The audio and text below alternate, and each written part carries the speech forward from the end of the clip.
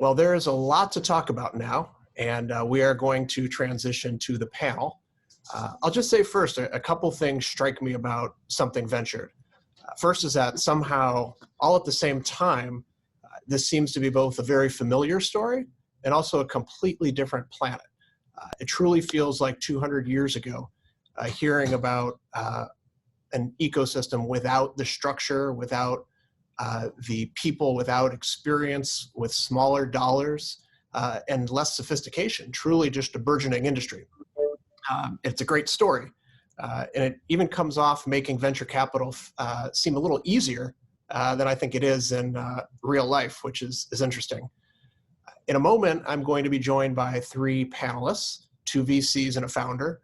And I'll let the panelists introduce themselves, but I do want to say how excited I am to have these particular people with us. North Coast is in multiple deals with both investors.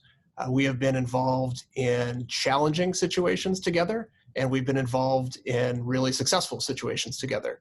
Needless to say, you learn a lot about the people in both types of situations, and I'm pleased to be back here with both of them. The founder on the panel, Andrew Konya, is someone that I've been fortunate to work with very closely over the past 3 years. Remesh has been just a phenomenal ride, and we're looking forward to seeing even bigger and better things to come. With that, we're going to let each panelist do a brief introduction. Just tell us a little bit about yourself and a 30-second commercial on your organization to get teed up. Guy, why don't we start with you? Sure, happy to. Todd, thanks for having me on.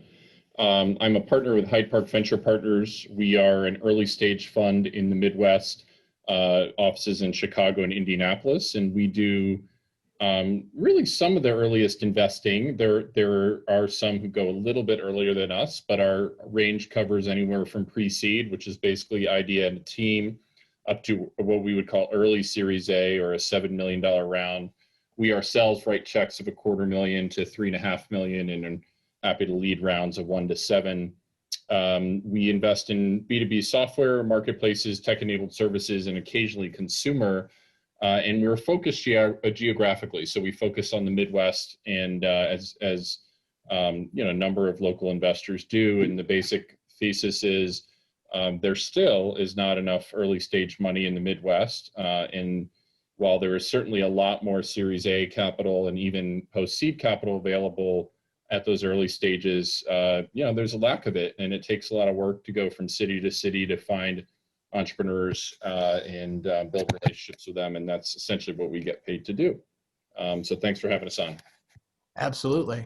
So we are working behind the scenes on our Zoom to get Jen promoted to panelist. So in the meantime, we will, Andrew, have you introduce yourself and we'll dive in. Hi, thanks, Todd. Andrew Konya here, CEO of Remesh. So what Remesh does is we basically throw the farm of AI, machine learning, and things like this at the problem of understanding populations of people. Our flagship product we sell into some of the largest enterprises and governments in the world, and we allow them to get something that is the depth of a focus group or an interview at the scale of a large polar survey, and do it all in a matter of minutes or hours. So we shrink the time scale to understand a population by about a factor of 10, and make money along the way, and we give it away to places like the United Nations for peacekeeping, which is where we all started. Excellent. Well, lots of people have lots of questions, and Remesh can provide some answers, which is nice.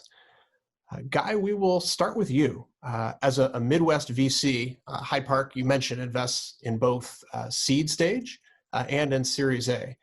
Focusing on the seed stage first, perhaps you could just share with us a little bit about what you look for in terms of company development and traction for it to be a fit for you at the seed stage. Yeah, traction is not a requirement. We do often invest at idea stage or just pre-launch or at initial launch, and so, you know, often there isn't much traction.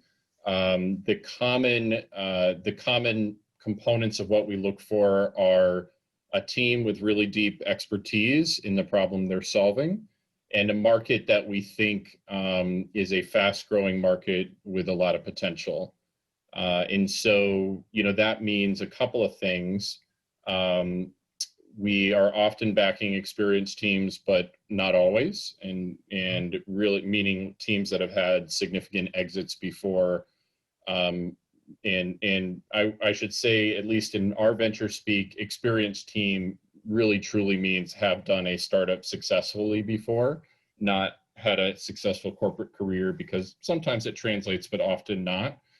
But the commonality between all those is that deep industry expertise in whatever industry they're working in. And then, we've learned, I guess, the hard way over the years that there are some large markets that are really tough because they maybe are shrinking. So retail has been tough for us historically, retail technology, just as an example. So we really do look for markets that are growing, whether they're nascent or existing.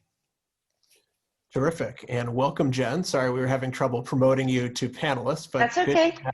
Good to have you on here, and wondered if you might just take a moment and introduce yourself and tell us a little bit about January Ventures. Yeah, it's great to be here, Todd, and great to see Andrew and Guy. So at January, we also invest early, similar to Guy and Hyde Park, although I think, our focus really tends to be solely on that early stage. We really are laser focused on pre-seed and seed, and are focused on opening doors for who we believe will be the founders of the future. So we really focus on the structural inefficiencies that we believe will generate outsized returns. So that's pre-seed and seed, female founders and founders of color, or startups that are in rising tech hubs. Our portfolio has 93% of our portfolio companies have a female founder or CEO, 50% have a founder of color, and they're pretty geographically dispersed. And we really we use a wide B2B lens to spot who we believe will be the category defining companies in B2B software. We have a particular focus on the future of work and productivity, embedded fintech, and digital health. And post-investment, we get pretty involved helping our companies accelerate time to market. So that might be introductions to early customers and advisors. It certainly is, on the follow-on fundraising side. And our involvement is really focused in sort of that first 2 years post-investment before our companies hopefully go on and raise, a Series A from a blue chip fund that then sort of takes on from there. Terrific. All right, well, let's shift to Andrew here. You raised capital from Jen when she was at Flash Starts in Cleveland, and from us, North Coast Ventures here. Talk us through what it looked like as a first-time founder to be raising a seed round in the Midwest. Challenging. So I think, by the time we were, admittedly, probably at least when I met Jen, I had all the experience I had up to that date was doing theoretical physics research, and 0% running a company. Probably when I pitched it to Jen, I said, we're never going to try and make money, because at the time we were thinking just about a problem, not about financials. And so, as you can imagine, it was a little tricky to get that off the ground. I think so that was pre-seed. As we passed through the seed, we had gone through Techstars, and we started having numbers that said that the market actually believed what we were preaching, which was there was a fundamentally new way to do things, and it would be much faster, and everyone would adopt it. And I think that was, I'll call it more doable. I think our seed round ended up coming from a mix of you guys, Todd, with another firm, Lionbird, and that was actually preempted a little bit. So not as hard as it could have been on that second swing, but certainly up until there was revenue growth, it was challenging. And coming from the Midwest, I didn't have a network that spanned the coasts. And so kind of my universe of fundraising was limited to, I think at the time, basically Cleveland. Being our pitch was, we're going to build completely new technology and make money someday. I can't say that it resonated super well when we did it. Excellent. And so Guy will magically shift from seed to Series A thinking here, and talk to us about how Series A differs from your perspective, what you're looking for and what kind of expectations you have of companies. Yeah, I think, and I think this will resonate with what Andrew just said, but So here's how I would think about it. Seed investing is a hyper-local game. It's usually checks from people who are in your city. Not always, but usually, especially for a first-time founder. Post-seed investing is highly regional. So, post-seed, for simplicity, let's just say a company that has first revenues to $250,000 or $500,000 in revenue. And so that might be investors from your city or neighboring cities.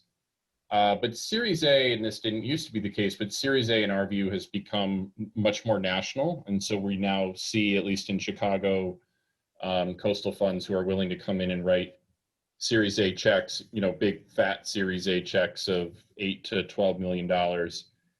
And so the bar has moved a little bit around. We're actually seeing right now that a company who raises a proper Series A, a $10 million round, might only need to have like 1 to 2 million in revenue and be growing at 150% a year, which is not small, but 2.5xing or more a year. And so, that creates a reality for us, which is that we don't want to compete with coastal funds. We don't have anything to offer. We don't have more money. We don't have more valuation. We don't have a bigger brand. And so we try to stay kind of below that, which means that we're looking for companies that are typically doing 500,000 to $1 million in revenue, tripling, over their prior year, and have a path to do that, or at least 2x in the next year, and are kind of better fit raising between 5 and 7 million. What I said before about the markets and the entrepreneurs still stands. Got it. Okay. And then Jen, you started out on the West Coast. You're part of the Midwest VC environment, and now you're in Boston. So talk to us about your perspective on VC in the Midwest, what we're doing, how we're doing, and what we might be doing to be more successful. Yeah, I think one of the things that Guy said that really resonated is this idea that up to a certain point, venture is a pretty local game. And, I think there have been so many mechanisms that frankly, a lot of them were launched when I was in the Midwest, whether it was, angel syndicates or crowdfunding, that sort of felt like they would really democratize flows of capital, but they haven't. And I think so much of that comes down to the fact that, whatever someone's investing, there's a lot of diligence that goes in, and it's diligencing the business, but it's also diligencing the people. And so I think when at the very earliest stage, people are reluctant to invest outside of that network that they have because they can't appropriately diligence the deal and then underwrite the risk. And so what I would say that I think, where the Midwest can do a great job is by supporting early those companies. And so, whether it's at the pre-seed or seed stage, being those really strong anchor investors so that when the company is ready for that big Series A that Guy mentioned and they have all the right metrics, one of the things that I still see coastal VCs looking for, despite the metrics of the company, is who in that local market is supporting that company and who is their local, who's their local fund, who's their local advisor. And, I think if that local endorsement isn't there, there's this question of like, all right, well, why didn't the people in their own backyard support them? And so, I think this idea of really supporting the companies that have real potential, and frankly, they are the Andrews who, Andrew mentioned his first pitch, and I will never forget it at one of our early demo days, and it was about world peace. And Andrew, I don't know if I shared this with you, but it was the pitch that, still to this day has gotten the most feedback from investors, because some of them were totally confused. Some of them wondered why we were talking about world peace, but the ones who really got it were like, oh my God, this is going to be a huge idea. And it might not make money tomorrow, but it's going to be a huge idea. So I think leaning into those companies with local support. And then, I think not the ecosystems that really attract coastal capital well are the ones that are constantly building bridges out to those investors so that they know who the emerging stars are, and I know, Guy, you do this well. Todd, I know you do this all the time, but it's making sure that the companies in the Midwest are top of mind for coastal investors so that they can begin to track them. And when they're looking for, a SaaS company in space X, they know the ones in Cleveland, they know the ones in Columbus, in Pittsburgh, in Chicago, and they're reaching out to those companies and to the VCs to really get to know them. Yeah. So a little off the cuff, but help me understand the difference between how Midwest VCs are viewed versus coastal VCs are viewed. And I say this because every now and then when we're sharing deals, we work very hard to promote deals. And we talk to investors who can get involved at the seed along with us or at the Series A.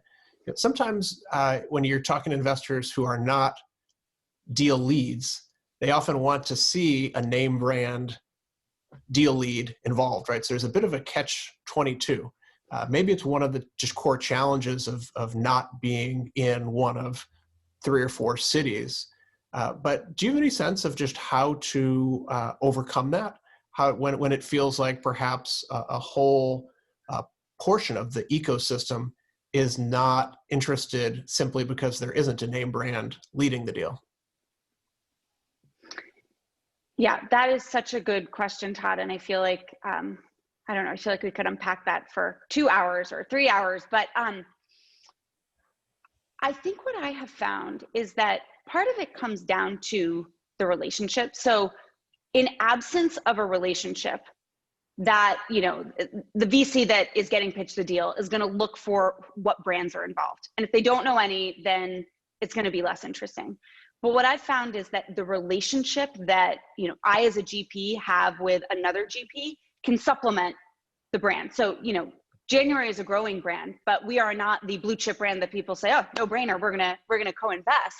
But when we have a relationship and we're not just showing them this one deal, we've sent them multiple deals and started to build the relationship, and they get confidence in sort of the caliber of deal and how we think about deals.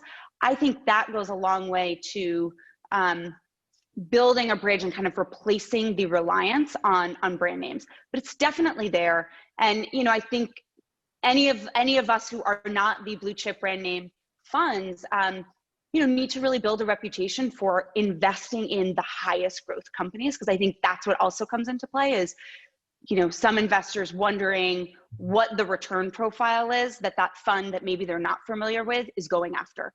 And so, are they going after a truly hits profile that is, driven by the power law returns of a few companies? Or are they going for, sort of ones and twos returns that is going to lead to an overall, at a portfolio level, a much different return threshold? Makes sense. And Andrew, when you first presented, I remember that world peace pitch as well. And it was clearly a big idea. Did you always consider yourselves a power law kind of play, that it was go big or go home? And because of that, you were going to be appealing to a subset of investors who might be willing to take on that kind of challenge?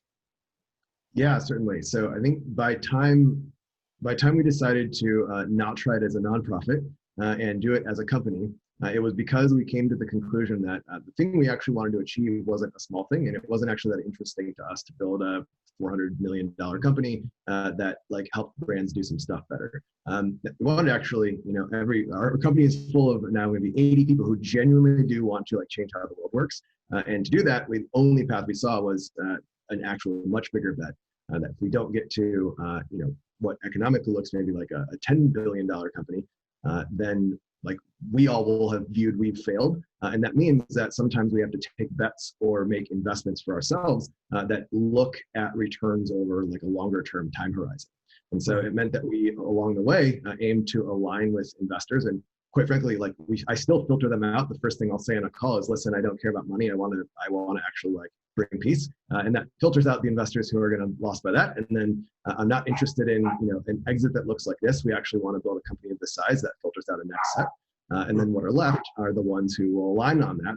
And that means, when in a board meeting or when things get squirrely and you have to make a bet that is going to have, that is to do something big in 3 quarters, not do something that drives a number in 1, that will be on our side. So yeah, that certainly filters a lot out. And I've now, initially I would embed that later in our conversations. And now I lead with it because it ends conversations that are not going to be productive quickly. Great. And to Guy, I think we heard a little bit just here the evolution of Remesh and the evolution of thinking as a founder. But in reality, as investors, we're evolving all the time too. And I wonder if you might just kind of take us down the path. You went from, I believe, a 40 to a 60 to now $100 million fund. How has the scenery changed along the way, and how is your life different playing in a slightly different pool? Yeah, it's a good question. I've talked about one of the components, which was, um, I wouldn't say at the quote unquote later stages where we historically played, really the Series A has become much more nationally competitive, which is great for entrepreneurs. And that's a Mhm. very positive thing, and we're happy to see it. And also be at the positive end of that when we're already in a company earlier. So that's changed. I mean, I'll give you an example. We have a Midas list investor, so it's like famous, really high return investors who get put on this Midas list every year, and he's at Bain Capital. And in our first year, we sort of did a tour of the coast to try to build some relationships, and we were introduced to him. And he's brilliant, he's amazing, he's awesome. I mean that genuinely. And we had 30 minutes in his beautiful office in Palo Alto. And at the end of it, after he dropped all these nuggets of wisdom, on us, this is like literally 8 or 9 years ago, we said, great, like we'd love to share our companies with you. And he said, oh, no, I really just focus on Silicon Valley. Yeah. And I was like, oh, okay. We are now in 3 investments with him. And so what's cool about that is, number one, these coastal funds have bid everything up so high in the valley that they are looking for things elsewhere. Mhm.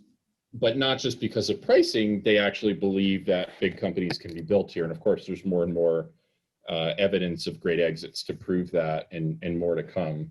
So that has changed a lot. And then I think the other thing that is really just starting to happen here is there's now, a legit second generation of tech entrepreneurs that are building interesting things around the Midwest, not just in Chicago. We're in investments with one of the he runs one of our investments. He's one of the 2 co-founders of Grubhub. We're in a team that was the long time team of GoGo InFlight, which took it public, and they're running something for us. In Ohio, there's great examples of spinoff teams from Cover My Meds and others. So I think that's super exciting. Excellent. And so, Andrew, pick up your story here. As you transition from the seed and you started to play with some of these national brand names, you started talking to funds like General Catalyst, billion-dollar, globally known VC who ended up leading your last 2 rounds, and has been, I think, good for the company, good for the investors. But what did that part of the journey look like, and what made it possible in your mind? Yeah, let's say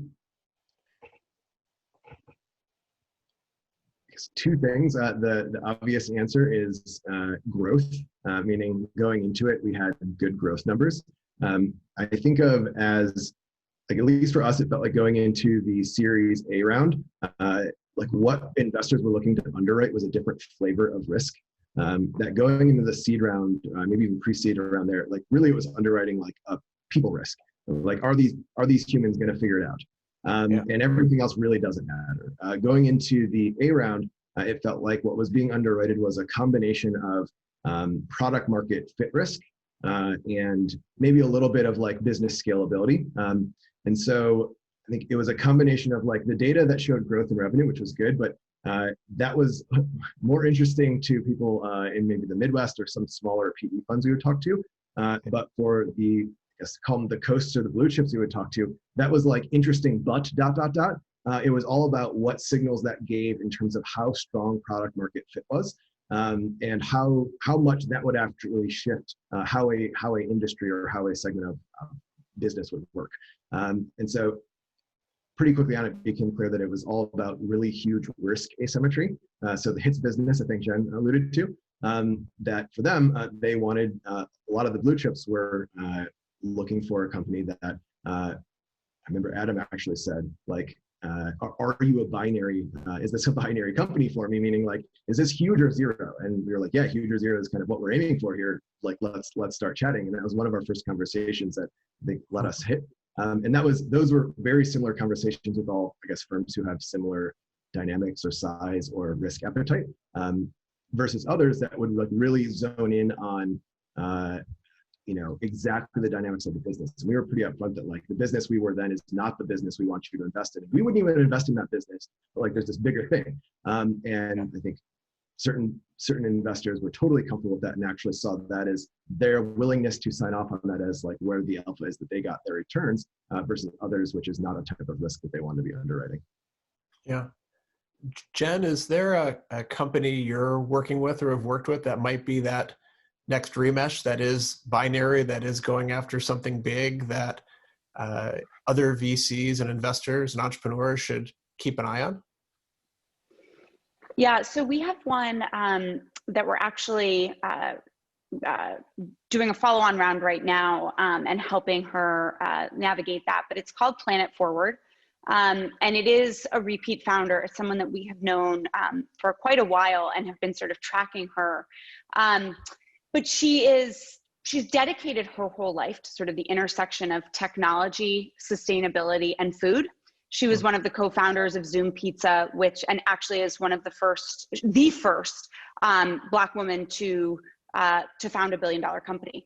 Wow. And so this new company, Planet Forward, is in the sustainable food space. And we typically invest in software, so it's a bit, it's like sort of on the edge. Part of her business really sweetly fits into our focus, which is the supply chain that she's building out. She is building a tech-enabled supply chain for sustainable agriculture.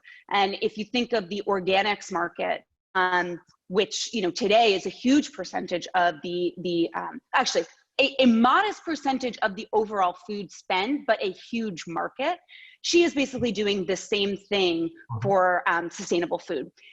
As sort of an illustration of that supply chain, she is also launching the first sustainable CPG snack brand, which is where it gets a little bit outside of our thesis, but we really strongly believe in sort of how she's approaching this by, the core business is that supply chain, but in order to sort of take this to market and get other brands on board, she is illustrating that with her first brand. It's called Moonshot Snacks. It will be hitting shelves later this November. So for anyone who is sort of, interested in great snacks that taste wonderful, we've tasted them and they're delicious, but also has an eye towards like, how do we make sure that the food that we eat has a positive impact on our climate? They're a great brand to check out. But again, this is one that it's not a small bet. She's going to need to raise real capital to do it. She's going to need a world-class team, and she's going to need, huge brands to get behind her. But we believe that given her experience in this field and sort of the magnetism that she has a founder, that she has a shot to do it. Excellent. And so, Guy, I'd love to hear a similar story from you about one of your high potential companies, but I'll just acknowledge that I've got a bit of an email management problem now because Hyde Park keeps sending me these emails, and it seems like every week there's a company that's raising a substantive round, right? I mean, you're seeing a $20 million round, a $40 million round. I saw ShipBob's come out a couple of weeks ago. It feels like there's just a lot of momentum in the portfolio, and wondered if you could give us one of those stories. Yeah, we're fortunate. We've had some good things happening over the last couple of years, but we're still largely liquid. So sorry about that, little kid. Apparently can't hear me talking. It's like, hello. But we're still largely liquid. So it takes a really long time to make money in this space, and that's just a reality. Yeah, so it's funny. I'm just for kicks, I'm going to offer a slightly different point of view, which is the companies with the likely biggest outcomes, both in my angel portfolio and fund portfolio in doing this over the last 12 years. At the time we invested, we did not view them as being binary. We thought they had large enough markets, really interesting business model. And what I think I realize now is that the commonality in their potential to be huge, and one is exited in my angel portfolio, and it's a $10 billion company, is market size. Massive, massive, massive market sizes. And you mentioned ShipBob, and that's a great example of that. ShipBob is a tech-enabled fulfillment provider for e-commerce, and their market size is like probably 100 billion, and it's growing about 20 to 30% a year. And so therefore that company could be massive, but it's also a great company right now that if they wanted to sell it, they probably could. So it's not that one is not binary. The one in my angel portfolio is a company called Oak Street Health, which is a Medicare Advantage service provider. And it's not a tech company. There's tech components to it, but they open clinics and they manage healthcare spend. They spend 3 times what a typical patient gets on primary care, but as a result, they're able to reduce total cost by about 20%, and that's a great business model. Yeah. But they have 100,000 customers. The company's worth like $10 billion or $8 billion or something like that. And there's probably 30 million addressable customers in the US. So you do the math, and the commonality, again, it's just huge market size is a good thing. Yeah, that's great. So one last question, then I'm happy to let this devolve into a free-for-all here. But in thinking about the movie, there's something there that was talked about a little bit, but I think is often the elephant in the room when we talk about the Midwest and what we need to be successful, and that is culture. The VC game is a go big game, certainly high risk, high reward. And so the culture here, how you approach risk, how you approach working with entrepreneurs to build great companies, how much slack you give entrepreneurs and their teams to grow those companies. There really is a great deal of variance of culture, VC culture, entrepreneurial culture around geography and stage and industries. So for us to be more successful in the Midwest, what do we need to understand about culture? And what do we think we need to change in order to identify and work with and ultimately accelerate more breakaway success companies? Sorry, was that for me?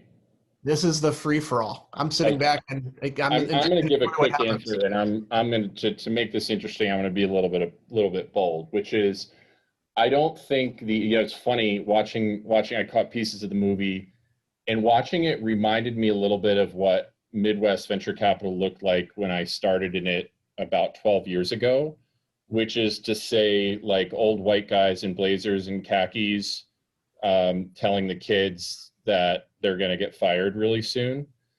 And look, I mean, that model worked really well when there wasn't a lot of venture capital, because there wasn't a lot of venture capital, and there wasn't any other place those kids could go. Yeah. And so, that worked out, and there are a bunch of huge companies as a result. That approach does not work anymore. You'll be run out of town. That's not to say that together boards, including VCs and founders and independents, don't have to make hard decisions about management. But we all know in the news that there are a bunch of really good examples of founders who stuck around too long because capital had no power, because capital is much more competitive. WeWork is the obvious example, but there's been many others over the years, Elizabeth Holmes and so forth. And so I think the culture that you see in venture tends to be much more quote unquote founder friendly and collaborative, and that's certainly the way we like to do it. Now, that doesn't mean that CEOs or founders don't make it in the long run as their CEO. But, to be honest, the failure rate is the thing that is very, very true about that movie is the failure rate is ridiculously high. And so it's not always the case, but we've generally found that by the time we're having a difficult conversation changing founders, we've sort of already lost. And there are notable exceptions to that of later stage companies that change founders and have great outcomes.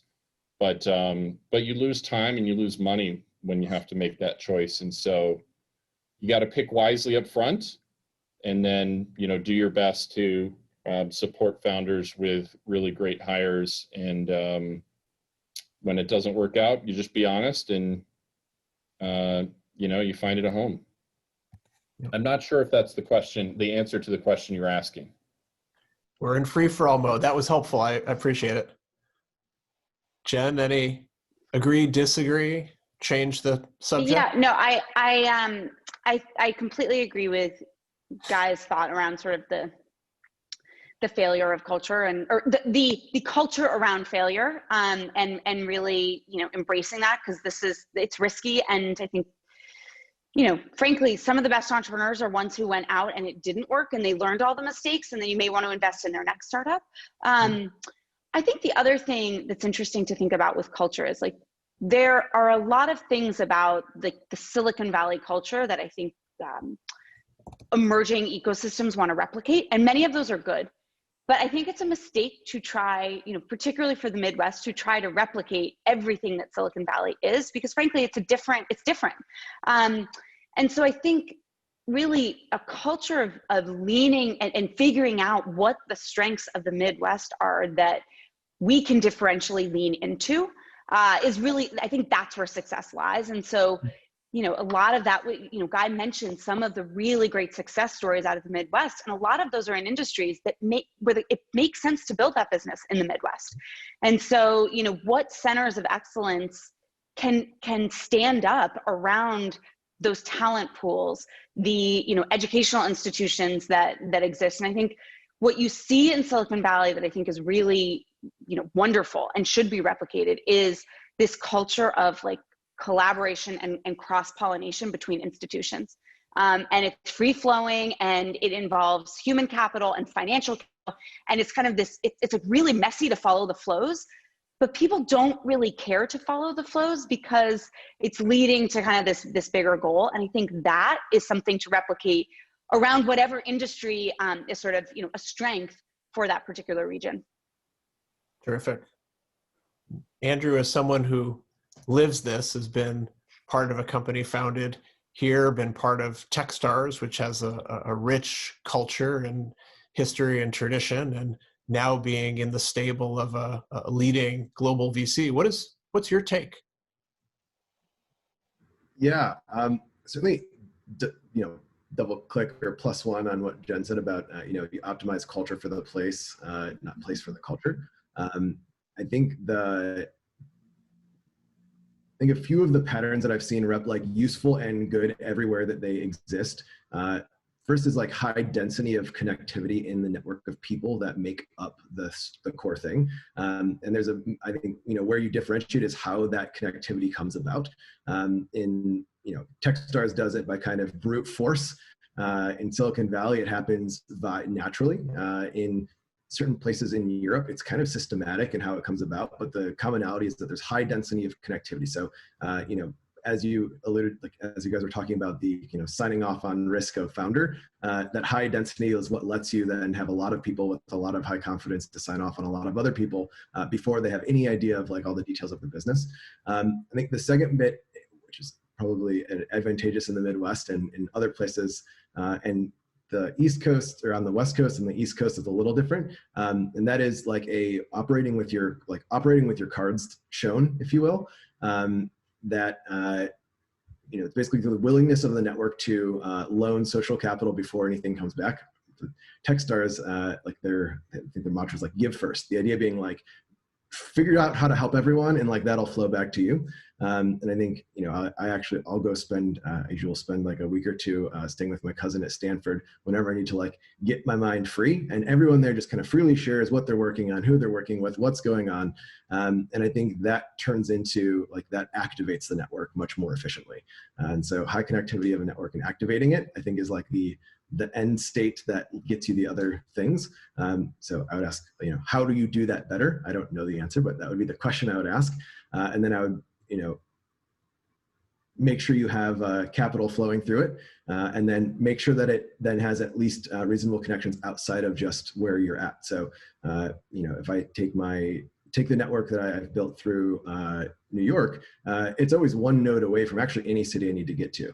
And I think that makes the network much more valuable. Like one of the hardest things to do as a found, at least at this stage now, we're bigger. So first, like 5 people, you can just brute force, find the best people, do everything you can to convince them to join the team.